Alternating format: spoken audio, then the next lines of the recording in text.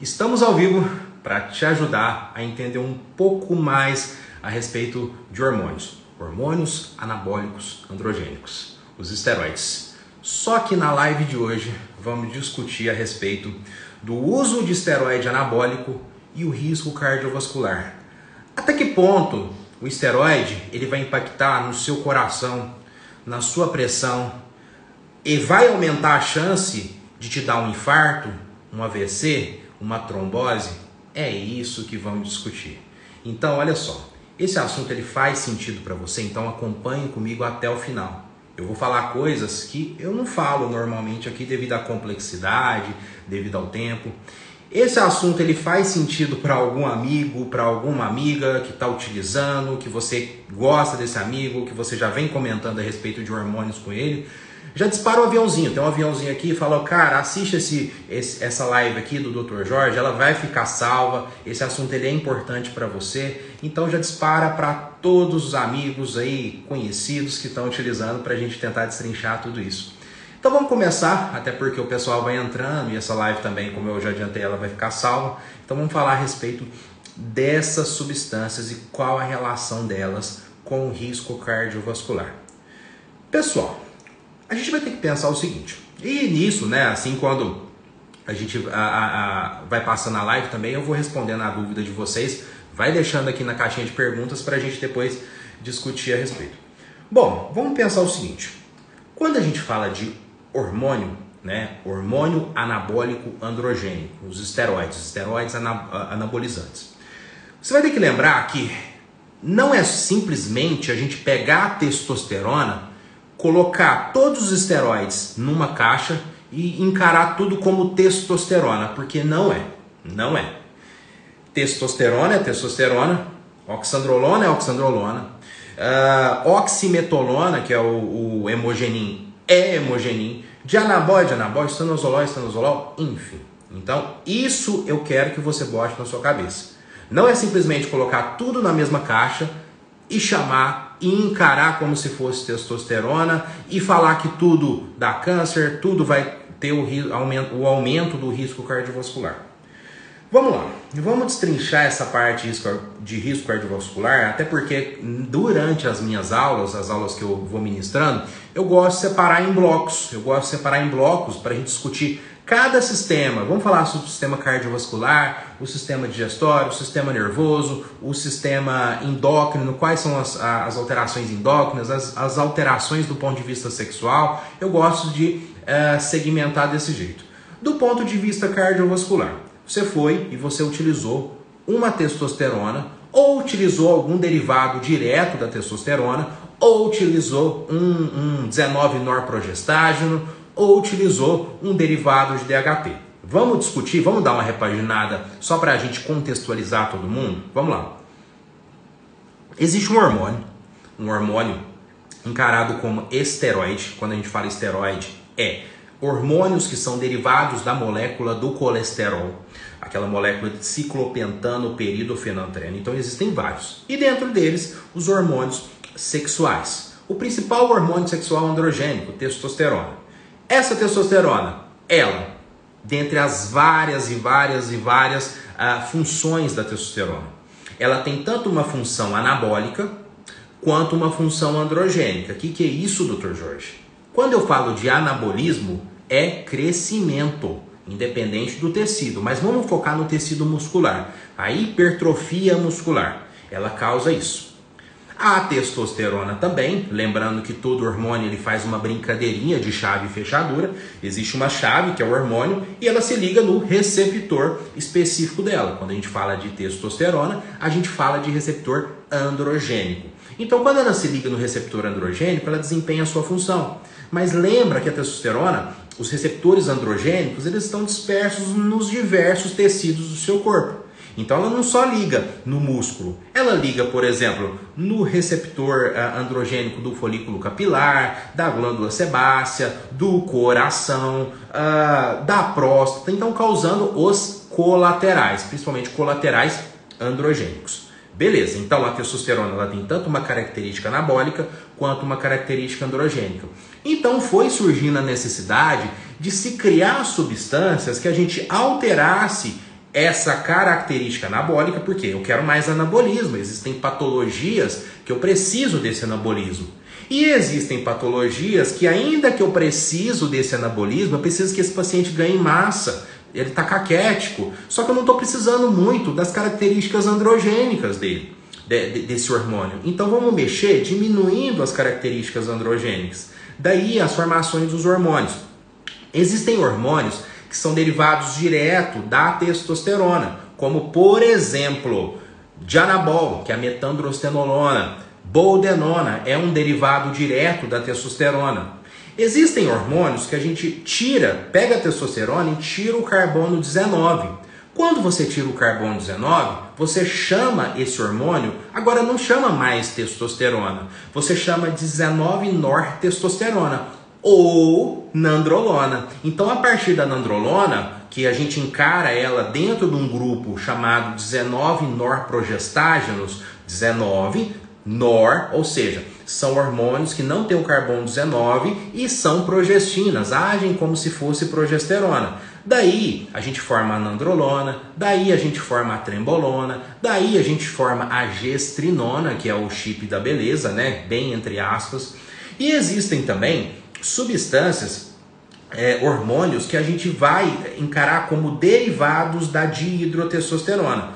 A testosterona ela sofre duas vias de metabolização, ou ela sofre um processo de aromatização através da enzima aromatase se convertendo em estradiol, ou ela sofre um processo de redução pela enzima 5-alfa-redutase, se reduzindo em dihidrotestosterona. Então, quando eu modifico essa dihidrotestosterona, eu formo oxandrolona, eu formo estanozolol, eu formo a oximetolona, eu formo a drostanolona, que é o masteron, eu formo aí o primobolan, que é a metenolona. Então, ou também a gente forma a mesterolona, que é o proviron. Então, existem várias modificações que a gente vai fazendo para diversificar esses hormônios, mexer na característica anabólica, mexer na característica androgênica. Beleza, deu uma boa contextualizada aqui para vocês, para quem estava um pouquinho perdido. Ok, quando a gente parte para a clínica, né? Lembrando que os hormônios, eles não foram criados para te deixar fortão, bonitão, fortão, pegando mais peso, não. Eles foram criados dentro de um contexto de tratamento de patologias. Como eu já te adiantei, existem patologias que elas vão fazer com que aumente muito o estado catabólico. Uma coisa é anabolismo, outra coisa é catabolismo. Ou seja, a perda, o consumo e principalmente o consumo de massa muscular. Câncer faz isso, HIV faz isso, infecção faz isso, queimadura faz isso, operação faz isso, cirurgias fazem isso. Uma pancada de coisas, né? Até desde alterações inflamatórias, alterações do ponto de vista de deficiência hormonal, uma pancada de coisa vai te levar à queda de massa muscular. Daí a gente foi criando substâncias que vão atuando ali, tratando esses pacientes, porque massa muscular é uma coisa importante, não é só para te deixar bonitinho, te dá autonomia. Eu, para levantar aqui, eu preciso de massa, para eu andar eu preciso de massa, para eu ir ao banheiro eu preciso de massa muscular. E lembrando que massa muscular não deixa de ser um grande tecido endócrino aí, produtor de substâncias. Beleza, contextualizei? Contextualizei. Vamos encarar então quando a pessoa ela utiliza algum hormônio e quais são os impactos desse hormônio do ponto de vista cardiovascular. Lembra o seguinte, a testosterona, sabia que não seria errado do ponto de vista fisiológico se a gente chamasse ela de cardiosterona. Não seria errado. O coração, ele tem uma densidade muito grande de receptor androgênico nele, naquelas fibras cardíacas. Obviamente, se eu tenho receptor androgênico, não é à toa. É porque a tal da testosterona vai se ligar ali desempenhando algumas funções. Então, vamos a alguns detalhes. Testosterona age de forma positiva no coração. Detalhe, age de forma positiva no coração, porém dentro de padrões fisiológicos. A testosterona, ela funciona uma curva em U. Em U. Valores baixos, ruim. Valores altos, ruim. Beleza? Então, um indivíduo que ele está dentro de um parâmetro de déficit de testosterona, esse indivíduo ele passa a ter um maior risco cardiovascular. Ao passo também, se esse indivíduo está com excesso de testosterona, e a principal causa de excesso de testosterona é o abuso recreativo, esse indivíduo também ele se encontra dentro de um aumento de risco cardiovascular. Então, qual que é a diferença entre o remédio e a dose? O remédio e o veneno é a dose, beleza? Então a testosterona, quando a gente pensa, né, que existem receptores, você pode ter uma hipertrofia cardíaca, que eu vou explicar isso um pouco mais na frente. A testosterona, né, assim como os diversos hormônios androgênicos, como existe receptor androgênico, tem ação lá no rim. Quando atua lá no rim ou diretamente na medula óssea, dentro do osso, estimula, no caso do rim, um hormônio chamado eritropoietina. O que esse eritropoietina faz? Essa eritropoietina age lá na medula óssea, dentro do seu osso, aumentando a produção de células ali, principalmente células vermelhas. Agora vamos à prática.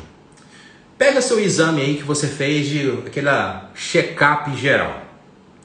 Naquele check-up geral, você vai ter a primeira folha, está escrito assim, hemograma. Olha aí, tem ou não tem? Hemograma.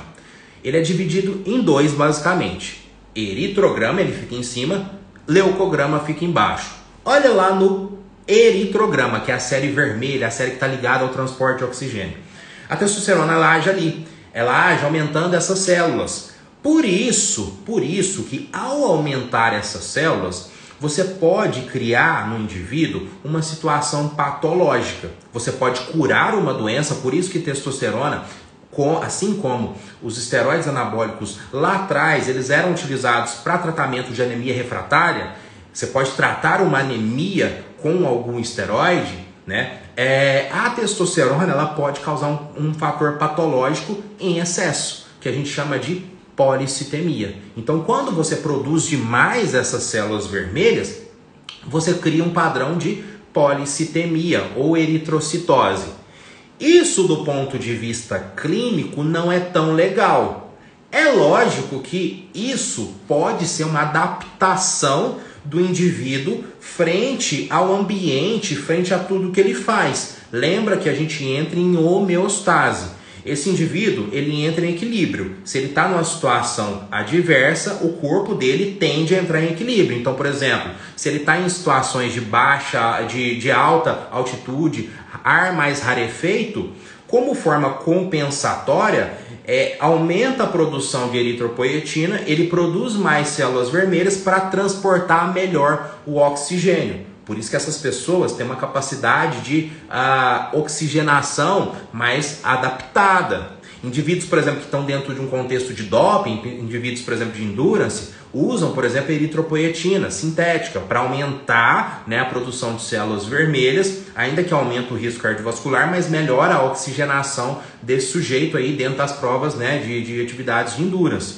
Enfim, então a testosterona em excesso, dentro de um contexto, por exemplo, sem acompanhamento, uso recreativo, pode gerar esse padrão de eritrocitose, o aumento de células vermelhas. Vamos raciocinar, vamos lá. Eu sei que tem muita gente aqui que não faz parte da área da saúde, mas vamos tentar raciocinar. Se eu aumento essas células vermelhas, você deixa o seu sangue mais ralo ou mais grosso? Mais grosso, Dr. Jorge. Então, se deixa o sangue mais grosso, como é que você acha que vai ficar o fluxo do seu sangue? Ele vai ficar mais turbulento, ele vai ficar mais difícil de acontecer esse fluxo, então ele fica mais turbulento. Se ele fica mais turbulento, eu predisponho a uma coisa que você ouve bastante muitos médicos falarem: lesão endotelial. Endotélio é aquela paredezinha do vaso sanguíneo. Então, se eu leso esse endotélio, eu predisponho o indivíduo a criar um padrão trombogênico, ou seja, você formar trombo ali, de coágulos ali. É o que a gente chama, dentro da fisiologia, de tríade de Virchow. Grava esse nome, tríade de Virchow. O que é a tríade de Virchow?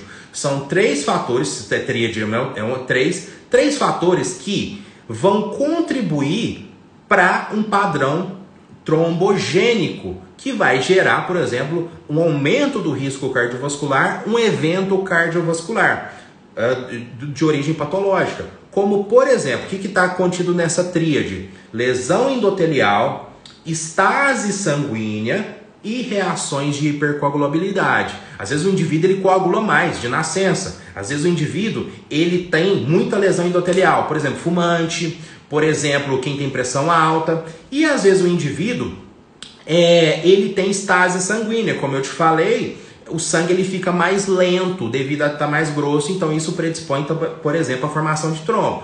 E vamos supor que esse trombo ele vai sendo formado em algum vaso sanguíneo e ele solta. Ele vai parar, por exemplo, lá no vaso sanguíneo do coração, infarto.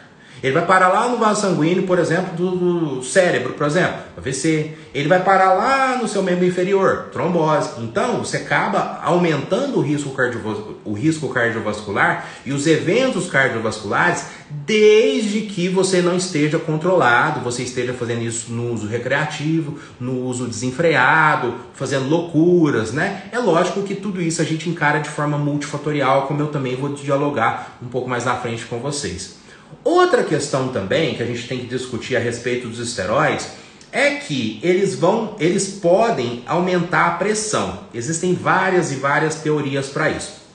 A principal delas, como eu já te falei, esteroide é uma molécula, é um hormônio que ele é derivado da molécula de colesterol, da molécula ciclopentano peridofenantreno. Esteroide é um hormônio que existem vários tipos de esteroide. Existem classes de glicocorticoides, existem classes de mineralocorticoide, existem classes de hormônios sexuais. Todo esteroide, ele guarda dentro da molécula dele uma quimiosimilaridade. Ele é similar aos outros esteroides, né, estruturalmente. É por isso que a testosterona, assim como o estradiol, né, que está presente, por exemplo, no seu anticoncepcional, né, o estradiol sintético, ela pode se ligar em receptor de mineralocorticoide. Quem que é o principal mineralocorticoide? É a aldosterona. Vamos pensar. O que a aldosterona faz? Lá no seu rim, vamos pensar na unidade funcional do rim, o néfron. Ela faz o seguinte, ela reabsorve sódio. Ela puxa sódio para dentro do seu corpo. Se eu puxo sódio, você acha que a água vai contra o sódio ou vai junto com o sódio? Imagina quando você joga sal lá no sapo, né? Você vê que a água, ele puxa a água para o sal, né? Por quê? O sódio ele vai aumentar a pressão osmótica. Então, se eu puxo água, eu aumento a pressão. Por quê, doutor Jorge? Formulazinha de pressão. Pressão arterial é o débito cardíaco, ou seja, o sangue que sai do coração, vezes resistência vascular periférica. Imagina que eu abri a torneira. Se eu abrir a torneira, você acha que a pressão dentro daquela torneira vai ficar mais baixa ou mais alta? A resistência daquela mangueira, ela vai ficar mais alta. Então, se eu aumento a resistência, eu aumento a pressão. Então, esse é um dos motivos, né, que o esteroide vai aumentar a pressão. Outro motivo é que se você não estiver fazendo um controle muito bem estrogênico, às vezes você está aromatizando muito. O estrogênio pode contribuir ainda mais por causa dessa quimiosimilaridade, se ligar no receptor ali de mineralocorticoide, reabsorver sódio, puxar água, aumentar a pressão por aumento da resistência vascular periférica. Então isso pode acontecer. Outra coisa que pode acontecer, principalmente relacionado aos derivados de DHT. Então você está usando oxandrolona, estanozolol, metenolona, está usando drostanolona. Então os derivados de DHT podem fazer com que haja um upregulation, ou seja, uma regulação, uma hiperexpressão de receptores de mineralocorticoide. Olha só que pancada. Além de os esteroides como um todo podem agir naqueles receptores específicos, agora eu tenho mais receptor. Isso pode acontecer. Outra coisa que pode acontecer também é o que a gente chama de extravasamento extraneural de catecolamina. Vamos lá, o neurônio. Existe uma célula lá no seu sistema nervoso que é a principal célula que a gente chama de neurônio. Ele comunica com o outro, mas ele não comunica numa comunicação física, ele comunica numa comunicação química. Por quê? Um neurônio, ele joga neurotransmissores no que a gente chama aqui de fenda sináptica para ocorrer uma passagem do impulso nervoso. O impulso nervoso, né, que a gente chama de sinapse, é essa comunicação. Então há uma passagem de impulso nervoso através de neurotransmissores. Pode acontecer de fazer um extravasamento extraneural. Se é extra, é para fora do neurônio. Então vamos pensar em catecolaminas, adrenalina, noradrenalina, epinefrina, norepinefrina. Existem receptores que a gente chama de adrenérgicos. Se existem receptores adrenérgicos, são receptores ligados a essas catecolaminas, principalmente a adrenalina. Receptores do tipo alfa, do tipo beta. Pensando, por exemplo, no tipo beta 1, por exemplo, quando a adrenalina liga ali, aumenta a força e a frequência de contração do coração. Vamos voltar à formulazinha de pressão. Pressão arterial é o débito cardíaco vezes a resistência vascular periférica. Então, se eu aumento o débito cardíaco, porque agora está saindo mais sangue do meu coração, eu abri mais a torneira, como é que fica a pressão dentro daquela torneira? Ela aumenta. Então, esse também é um dos motivos que podem aumentar a pressão quem usa esteroide, como por exemplo, trembolona. Trembolona é batata que ocorra, por exemplo, o extravasamento extraneural de catecolaminas. Só que aí, vamos pensar, calma, Nato, eu vou responder a respeito de ostarina para você. Vamos lá. Vamos pensar dentro de um contexto real, dentro de um contexto que esteja dentro da sua prática. Na prática é totalmente diferente da teoria. Na prática, a gente vai pensar o seguinte. Esse indivíduo, ele está fazendo um controle com o médico? Não. Às vezes nem sabe quanto que está a pressão dele. E pressão, se ela estiver alta, você não sente. Outra coisa. Vamos pensar num indivíduo que ele está fazendo um off. Esse indivíduo, ele está fazendo um off, e quando ele está num off, ele bota na cabeça dele que ele tem que comer pra caramba. Ele só pensa nisso. Eu tenho que comer. Obviamente não procura um nutricionista, o nutricionista não tem um remanejo alimentar para ele, e ele começa a comer o que ele vê dentro de um contexto de YouTube. Ele vê atleta comendo arroz e carne. Ele vê atleta comendo arroz, carne, tomando doce de leite, sucrilhos no pós-treino. Então ele começa a repetir esse padrão. Se ele repete esse padrão, como que você acha que fica o aporte de micronutrientes dentro da alimentação dele? Baixo. Como que você acha que fica o aporte de antioxidantes dele?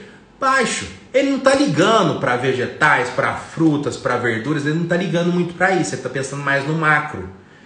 Ele está pensando, por exemplo, na ingesta maior de macro desenfreada, porque tem que comer muito. E nisso vai muito também gordura saturada, baixa ingesta de antioxidantes, de micronutrientes, aumento de gordura saturada, aumento de carbo, gerando resistência periférica, a insulina virou uma bagunça. Já aumentou por si só o risco cardiovascular dele. Esse indivíduo também, ele está fazendo uso somente de hormônio? Aposto todas as minhas fichas que ele não está. É muito propagado, né, que os indivíduos, eles têm que usar hormônios, eles têm que meio que usar medicamentos para controlar uns possíveis colaterais daqueles hormônios, e esses medicamentos vão ter colaterais, e depois vão ter que usar outros medicamentos para controlar esses colaterais e vira uma bagunça. Então, dentro de um contexto que a gente chama de polifarmácia, ou seja, vários medicamentos que ele vai utilizar para um controlando o colateral do outro, você já deve ter visto, por exemplo, estimulantes. Estimulantes do tipo clenbuterol, né, que é o Lavizul, né, que você encontra em lojas veterinárias, que o indivíduo, né, quando a gente pensa no clenbuterol, o que é o clenbuterol? É um broncodilatador. O clenbuterol, como eu já te adiantei, existem receptores adrenérgicos de adrenalina. Dois tipos, alfa, beta. Dentro dos alfas, alfa 1, alfa 2, dentro dos betas, beta 1, beta 2, beta 3. O clenbuterol age em receptor beta 2. Ele age de forma positiva em receptor beta 2. O que beta 2 faz? Broncodilata, beta 2 faz lipólise. Faz tanto mobilização de gordura quanto lipólise. Só que esse clenbuterol, que você pode pensar a mesma ideia para salbutamol, ele não é tão seletivo. Ele pode agir em beta 1, ele pode agir em beta 3. Se for em beta 3, fica lindo, porque aumenta a lipólise. Só que quando age em beta 1, eu já te falei onde que tem concentrado beta 1, no coração. Eu aumento força de contração, eu aumento frequência cardíaca, aumentei o débito cardíaco e pressão arterial, é o débito cardíaco vezes a resistência vascular periférica. Aumentei a pressão. Só de usar o clenbuterol. Então, às vezes, o problema não é o hormônio. É o hormônio que ele está fazendo uma polifarmácia e às vezes tem um clenbuterol. Não usa, por exemplo, ioimbina? Ioimbina, por exemplo, vamos pensar nessas ideias aqui de receptor alfa, receptor beta adrenérgico. Ioimbina, o que ela faz? A ioimbina, existe um receptor chamado alfa 2. Só que vamos esquecer essas subdivisões. Vamos esquecer alfa 1, alfa 2, beta 1, beta 2, beta 3. Vamos esquecer. Vamos chamar tudo de alfa, vamos chamar tudo de beta. A ioimbina, teoricamente, ela é um antagonista de receptor alfa 2. O que ela faz? Ela, antagonista, ela faz uma função contrária do receptor alfa 2. Alfa contrai o vaso, ao passo que beta dilata o vaso. Por isso que ioimbina ela é utilizada dentro de um contexto de tratamento de disfunção erétil. Porque o pênis é um grande vaso sanguíneo. Então, se o vaso dilata, eu permito a maior passagem de sangue, eu encho a jiboia dele. Só que a ioimbina, ela não é tão seletiva. Então, por isso que eu estou chamando de alfa, eu estou chamando de beta. Então, se eu bloqueio o alfa, eu libero as catecolaminas para beta. E vai agir em beta 2 causando lipólise? Vai agir em beta 3 causando lipólise? Vai agir em beta 2, beta 3 causando a termogênese? Mas vai agir em beta 1. Aí, se eu agir em beta 1, eu aumento a frequência cardíaca, eu aumento a força de contração, pressão arterial é o débito cardíaco, vezes a resistência vascular periférica, diretamente proporcional ao aumento da pressão. Aí o indivíduo ele usa dentro de um contexto aí de preparação, ou porque viu dentro do YouTube, T3, T4, tireoidianos. O que são os tireoidianos? Tireoidianos são moléculas, né, similares aos hormônios que a gente produz na tireoide. A título aqui de simplificação, tireoidianos eles fazem upregulation, eles fazem uma hiperexpressão de receptor beta.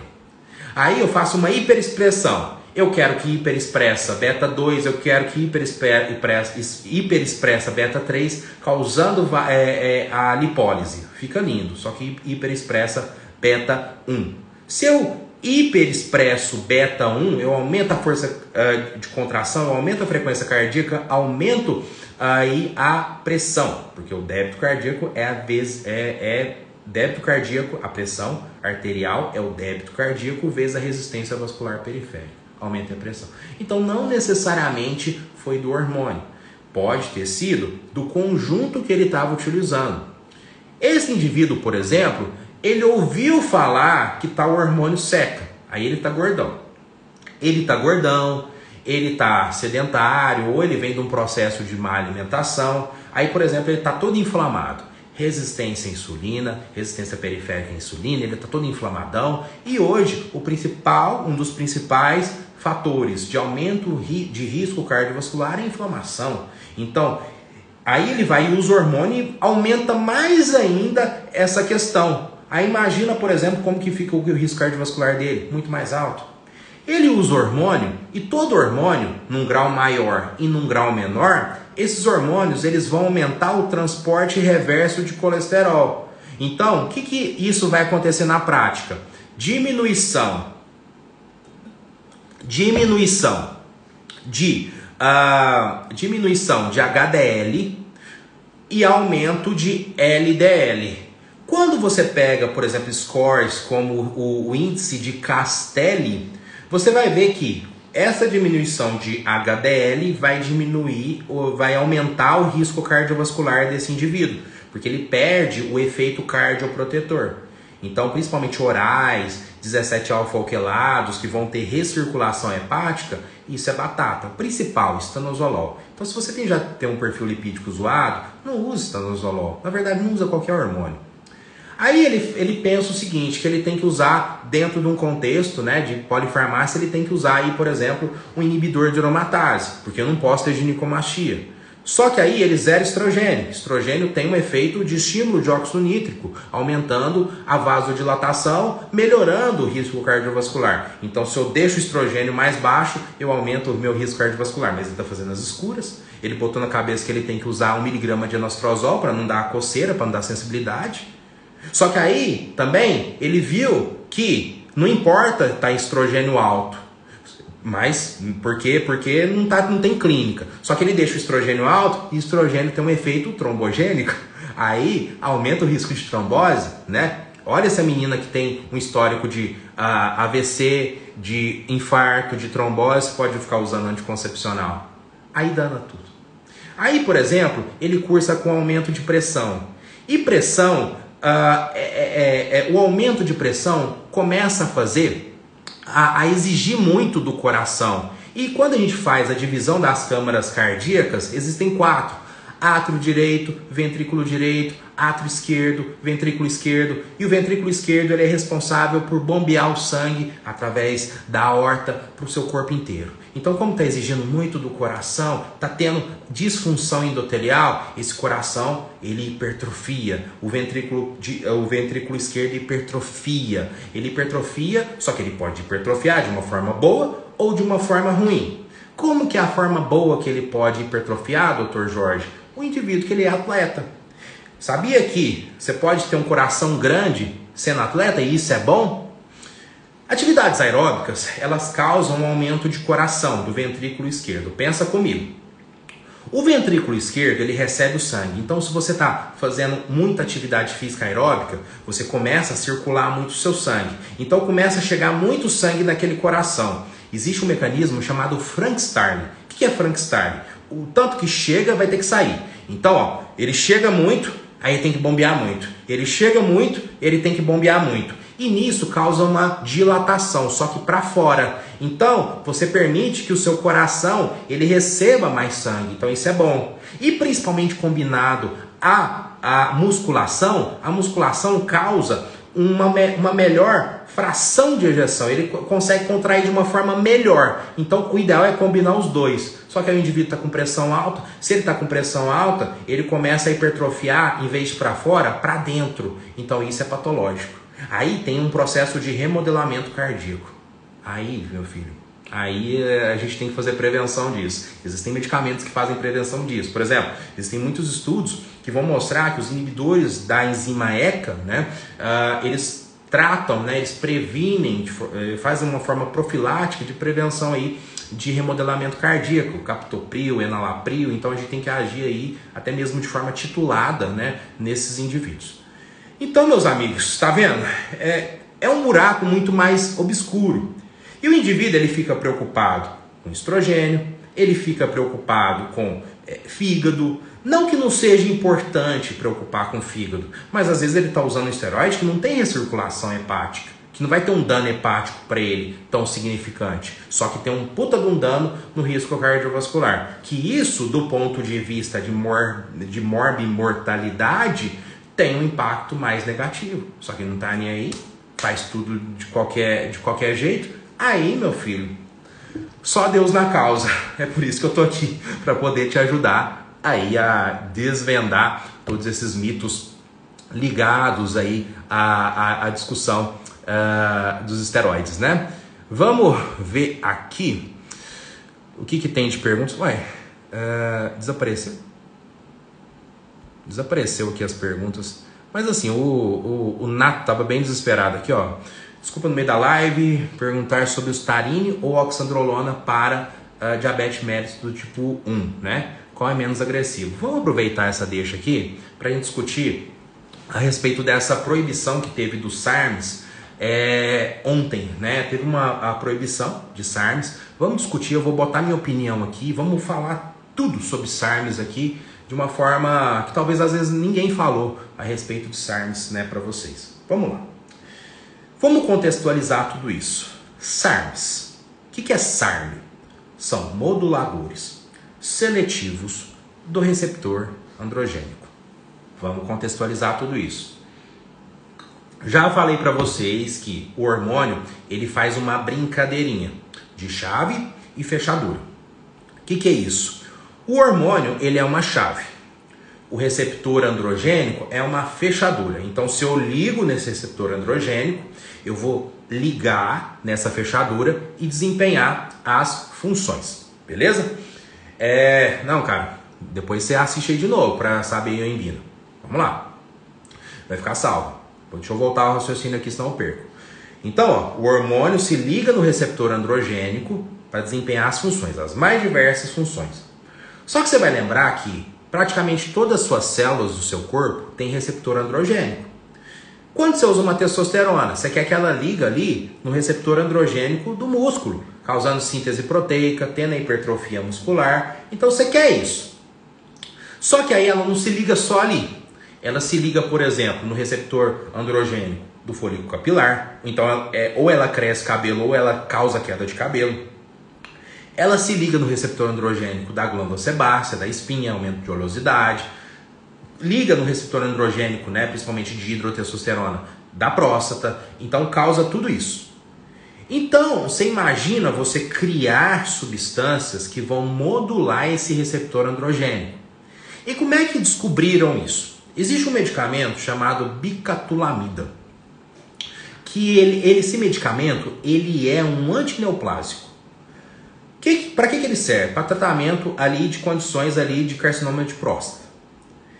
Então o que acontece? Esse medicamento, como eu já te falei que a dihidrotestosterona principalmente vai se ligar no receptor androgênico da próstata, causar hipertrofia dessa próstata e então causar mais problema para esse cidadão, você imagina você usar um medicamento que vai competir com ela naquele receptor androgênico, vai ligar e falar, opa, aqui não.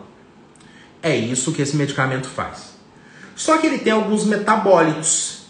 Ele tem alguns metabólitos que alguns deles, eles começaram a descobrir que esses metabólitos, eles têm uma característica anabólica e eles não têm uma característica androgênica. Interessante. Então vamos estudar mais?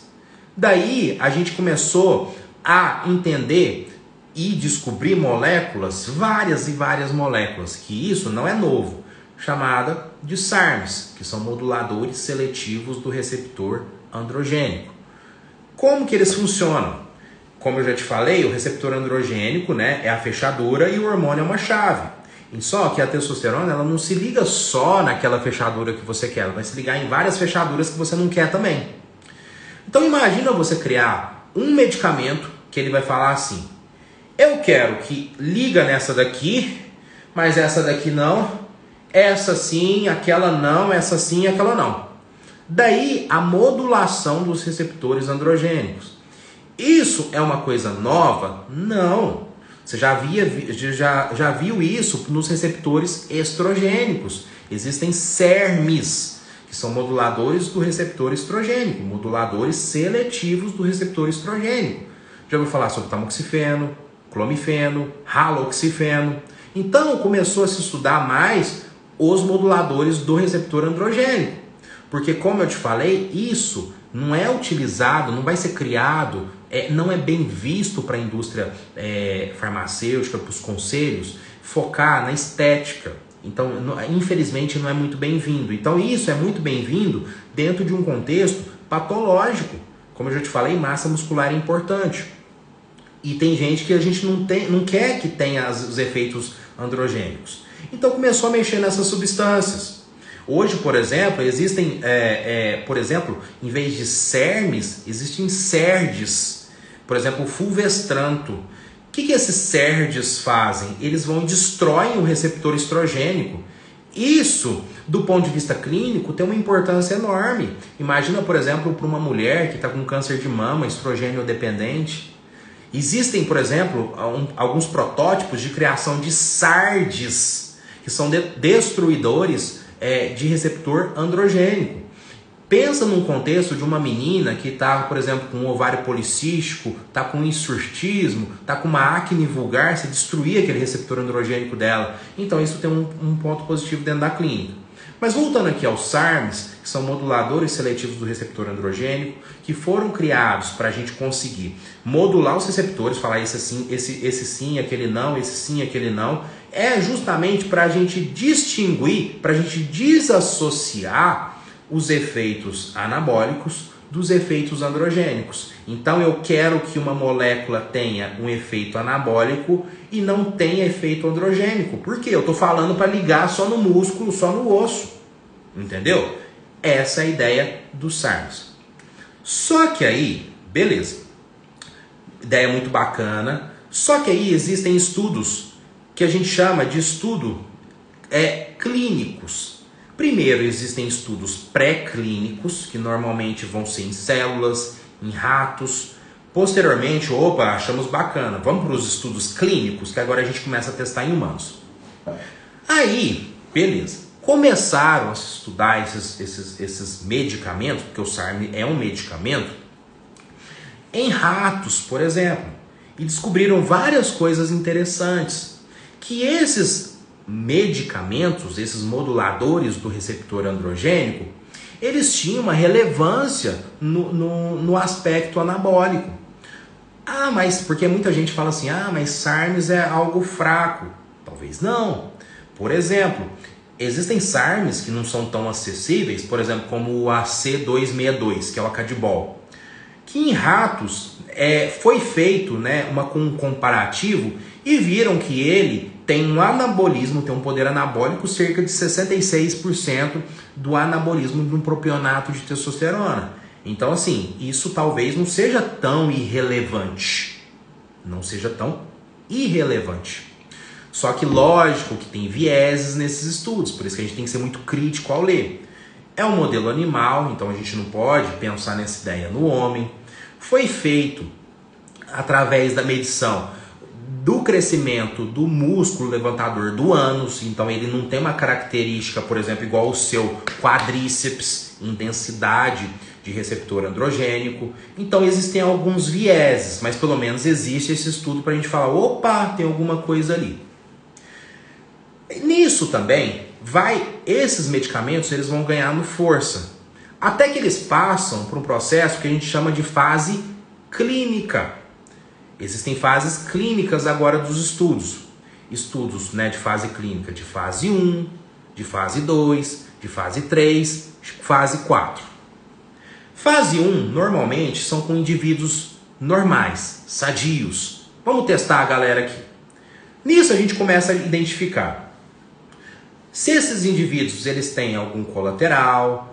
Como que, ainda que a gente estava pensando que é oral, será que fazer injetável vai ser melhor? Será que fazer subcutâneo vai ser melhor? A gente começa a distinguir vias de administração. Aí vamos supor que dá tudo certo. A gente começa agora a passar para a fase 2. O que é a fase 2? A gente vai começar a testar em doentes. Porque, como eu já te falei, medicamentos, eles são feitos para tratamento de doenças. Beleza? Não é para te deixar bonitinho. Isso aí é um extravasamento de off-label. Só que aí, por exemplo, passou para a fase 2. Opa, vamos agora fazer alguns estudos. Estudos até relativamente bacanas. Duplo cego, placebo controlado, randomizados, de fase 2. Principalmente para tratamento de pacientes com câncer. E também foi feito em pacientes da menopausa, no caso mulheres. E foi feito, né, dentro de um contexto até mesmo relativamente controlado, e isso teve até alguma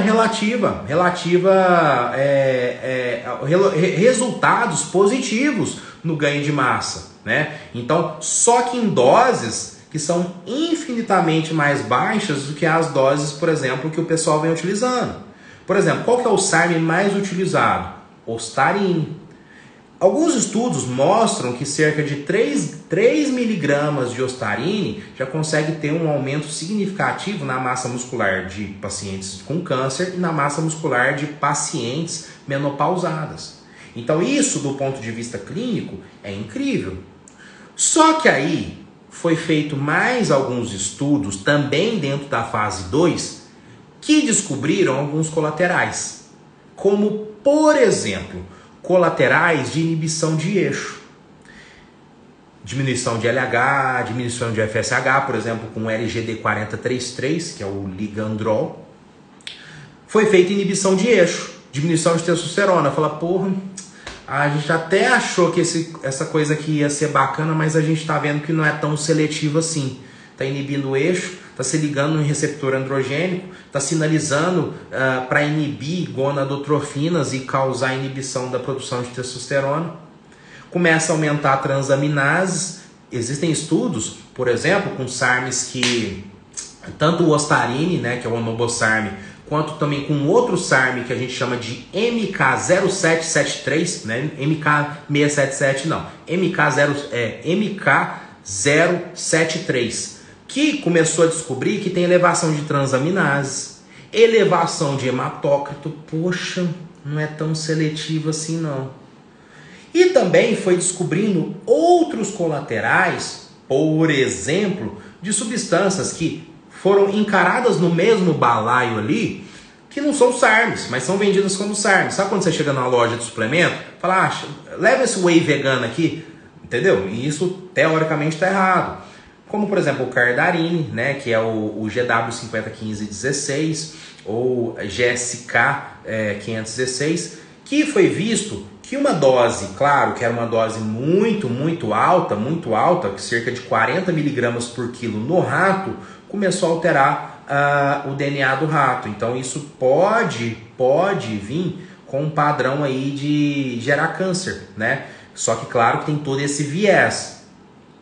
Então o pessoal começou a ficar muito receoso com essas medicações, que não é que não fossem medicações interessantes, só que começaram a surgir alguns colaterais. Só que o grande problema é que as pessoas elas começam a encarar essas substâncias sempre pensando no nível estético, sempre pensando assim, como é que me deixa grande, como é que me deixa seco, e não encara essas substâncias dentro de um contexto clínico. Honestamente, eu tenho acesso a qualquer medicamento e eu não uso. Tipo assim, eu não uso Ostarine, eu não uso Ligandrol. De vez em quando eu uso um Cardarine, quando eu vejo que está alterando meu perfil lipídico, porque eu vi efetividade, né, dentro das minhas análises e com os pacientes também. Mas, por exemplo, igual Ostarine, eu utilizei uma vez e achei uma bosta. Só que eu tenho que reconhecer que isso pode ser muito benéfico para um paciente caquético, que a gente não pode aumentar a carga androgênica e é interessante desassociar a função anabólica da androgênica. Então isso pode ser muito interessante, por exemplo, para um paciente. Só que por estar em fase 2 e começar a surgir esses colaterais, e não é tão interessante para a indústria farmacêutica investir nesses medicamentos, até porque são muito caros, o pessoal vem contrabandeando, existe uma série de fatores, que existe um lado obscuro disso aí, que foi largado de mão. É muito mais fácil, em vez de botar para frente os estudos, é muito mais fácil falar, não tem evidência, vamos proibir tudo. E foi isso que foi feito ontem, Num primeiro momento foi liberado, né? Já havia liberado aí já tem alguns anos no Brasil a comercialização, e ontem foi feita a proibição.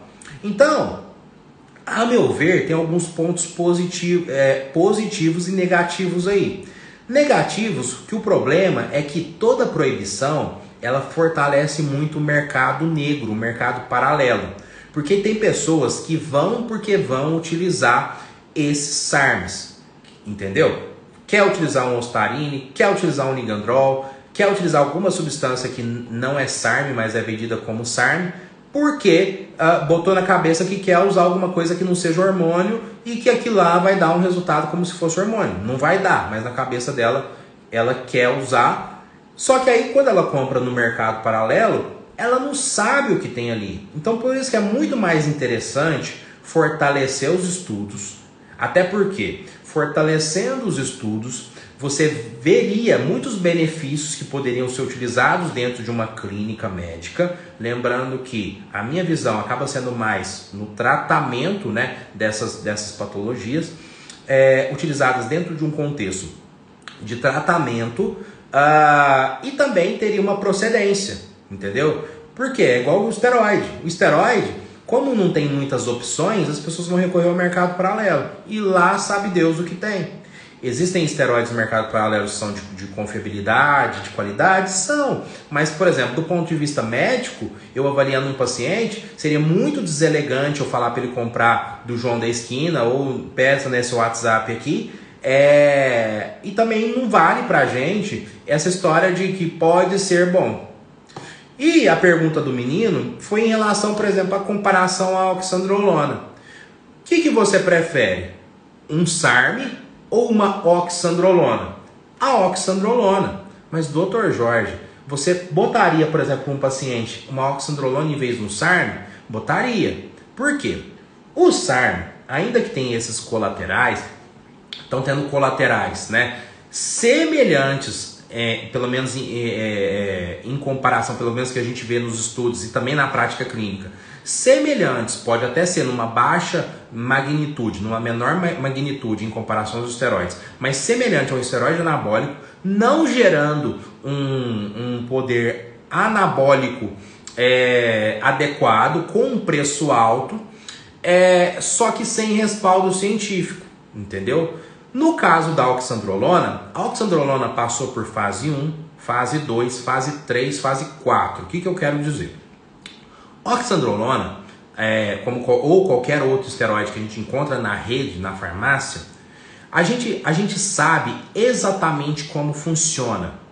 A gente sabe quais são os colaterais, a gente sabe qual a dose efetiva, a gente sabe quando que a gente pode prescrever, a gente sabe onde o paciente tem que comprar, a gente já sabe tudo. Via de administração, já sabe tudo. Ainda que tivesse uma magnitude, quando mal utilizado, uma magnitude de colaterais maiores do que os SARMs. Eu vou te dar um exemplo para ficar muito mais claro.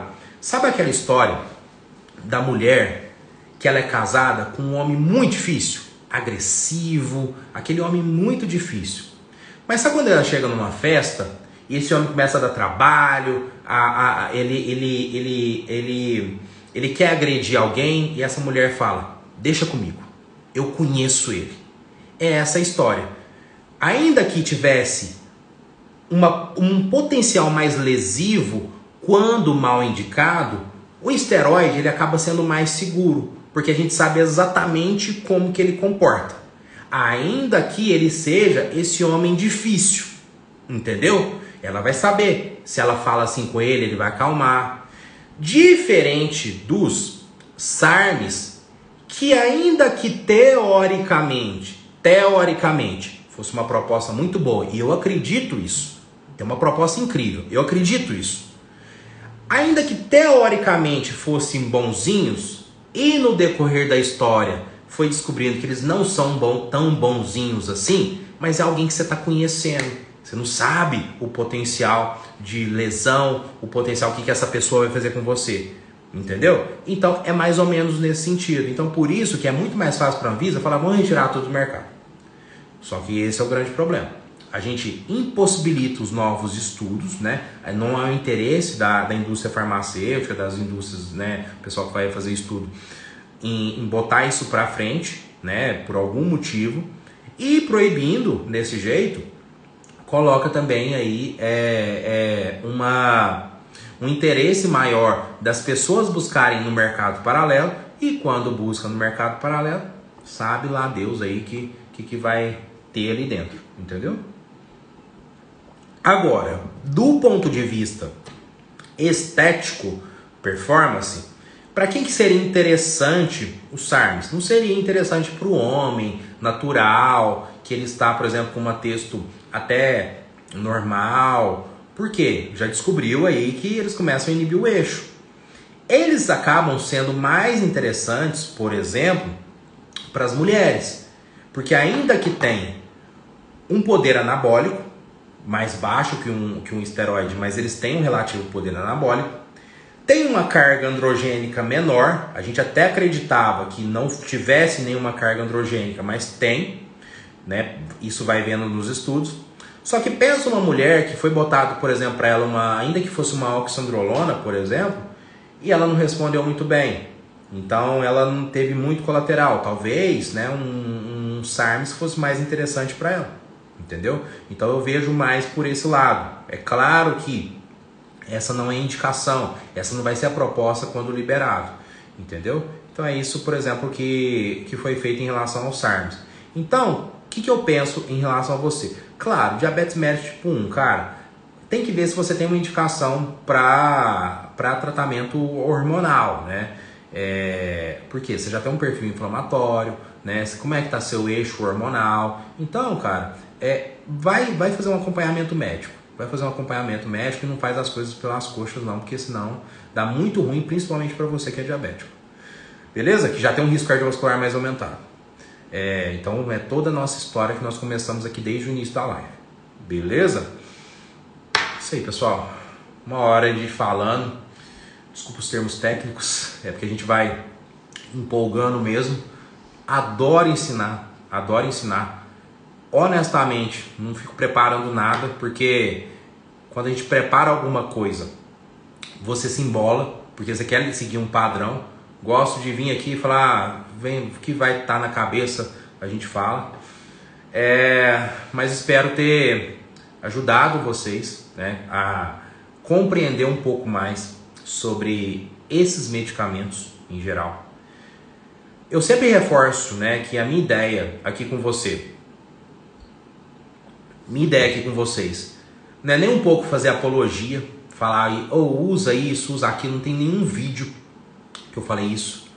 Mas também a minha ideia não é demonizar um medicamento, porque eu acho medicamentos incríveis quando bem indicado, principalmente dentro da clínica médica.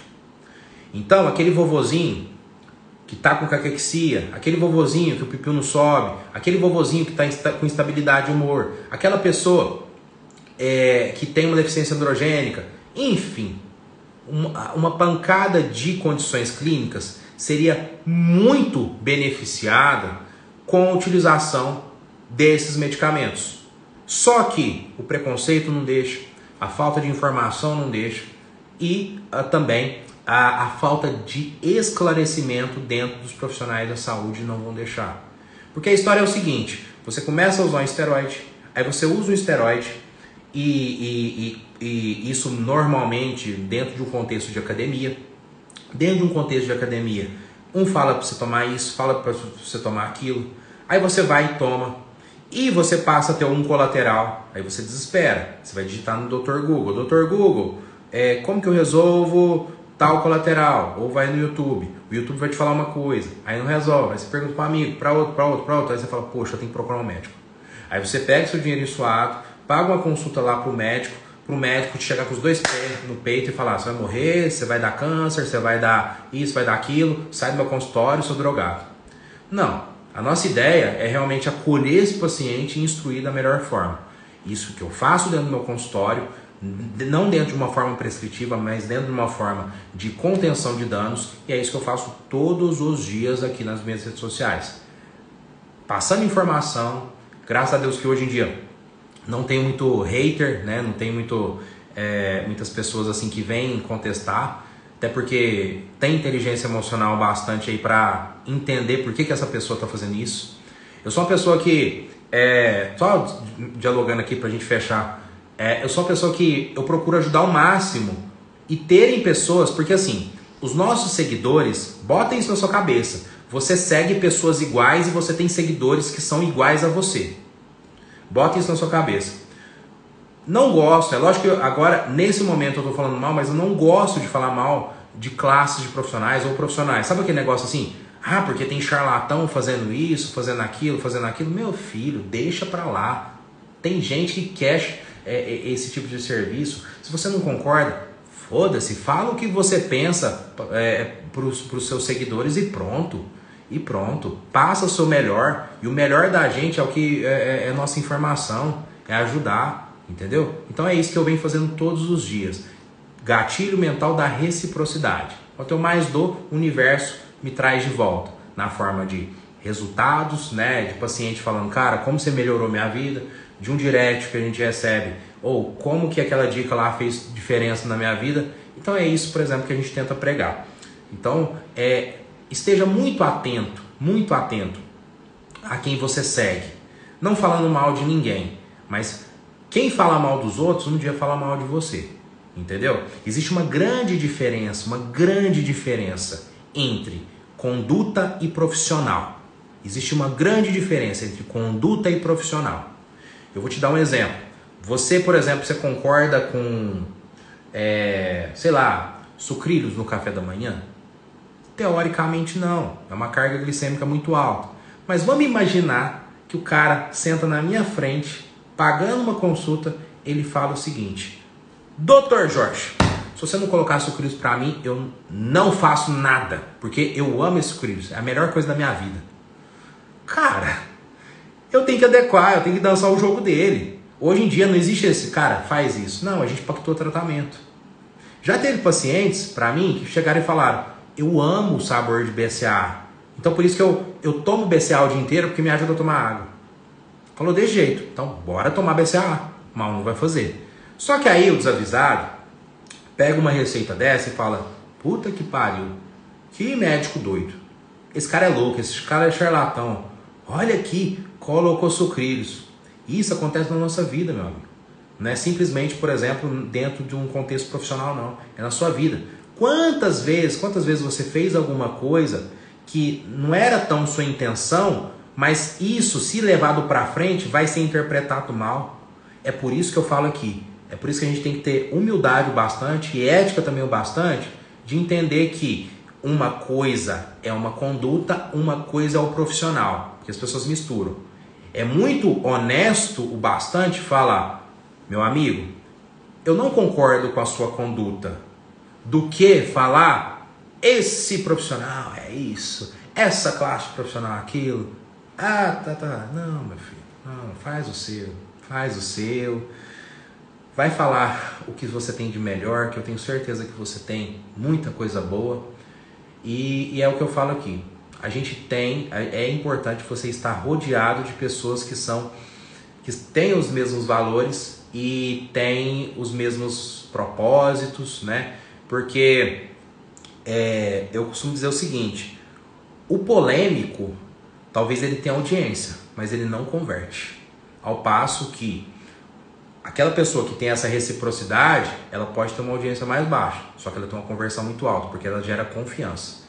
E aquela pessoa que fica falando de tudo, fica falando mal de tudo, ainda que as pessoas riem, ainda que as pessoas dão ibope, mas as pessoas na verdade não confiam. Então é isso que eu prezo dentro das minhas condutas. Já lá no começo, por imaturidade, tentei fazer uma postura às vezes um pouco mais polêmica, isso aí nem vira. Mas é só um comentário, também nada direcionado a ninguém. Beleza, meus amigos? Espero ter contribuído mais uma vez aí com o conhecimento de vocês, espero ter ajudado. Minha ideia realmente é esclarecer, né? Não fazer apologia a nada.